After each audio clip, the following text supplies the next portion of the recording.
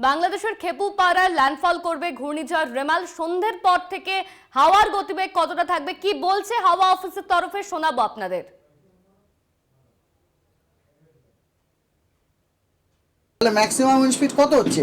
প্রায় ধরুন 220 মধ্যে, 220-240 মতো, ঠিক আছে। আর এটাকে কি বললাম, সিভিয়ার সাইক্লোনিক স্টর্ম।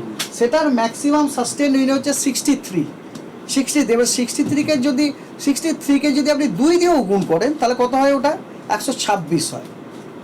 এবারে নিশ্চয়ই বুঝতে পারছেন যে যদিও এটা ক্ষয়ক্ষতি করবে, কিন্তু এর ক্ষয়ক্ষতির যে মানে আকারটা অ্যাটলিস্ট আমরা আশা করতে পারি ডেফিনেটলি এটা আমফানের থেকে কম হবে বলেই আমার মনে হয়।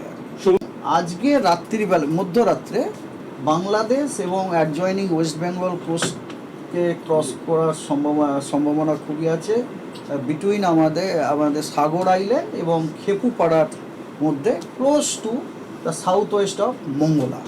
এবং যখন ওটি ক্রস করবে তখন ওর স্ট্রেংথ হবে as a severe cyclonic storm only, এবং ম্যাক্সিমাম উইন্ড স্পিড হচ্ছে 110 থেকে 120 কিলোমিটার পার আওয়ার। ইভিনিং থেকে, সন্ধ্যে থেকে পশ্চিমবঙ্গের বেশ কিছু জেলাতে স্কোয়ারলি উইন্ড স্পিড শুরু হয়ে যাবে। উইন্ড স্পিড রিচিং 45 থেকে 55 kilometre per hour, gusting to 65 kilometre per hour. এবং সেগুলি হলো হাওড়া, হুগলি, কলকাতা, ইস্ট মেদিনীপুর ডিস্ট্রিক্টে ফ্রম ইভিনিং 26 মে।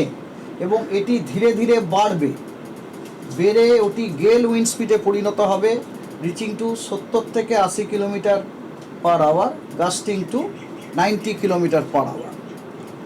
এই জেলাগুলিতে 26 মে আজকে রাত্রিবেলাতে। হ্যাঁ, এর মধ্যে খালি ইস্ট মেদিনীপুরে আপনার 70 থেকে 80 থাকবে না, ইস্ট মেদিনীপুরে একটু কম, সেটা হচ্ছে 60 থেকে 70 kilometre per hour, gusting to 80 kilometre per hour. আর কোস্টাল যে এরিয়াগুলো আছে, আমাদের পশ্চিমবঙ্গের যে কোস্টাল যে এরিয়াগুলো আছে, সেখানে squally wind speed reaching to 50 to 60 kilometre per hour, gusting to 70 kilometre per hour. তখন তো ওটা ফিভেলি করছিল, এবং ওটা আপনার ইনক্রিজ করে গেল উইন্ড স্পিডে হওয়ার যথেষ্ট সম্ভাবনা আছে, 70 থেকে 80 কিলোমিটার পার আওয়ার।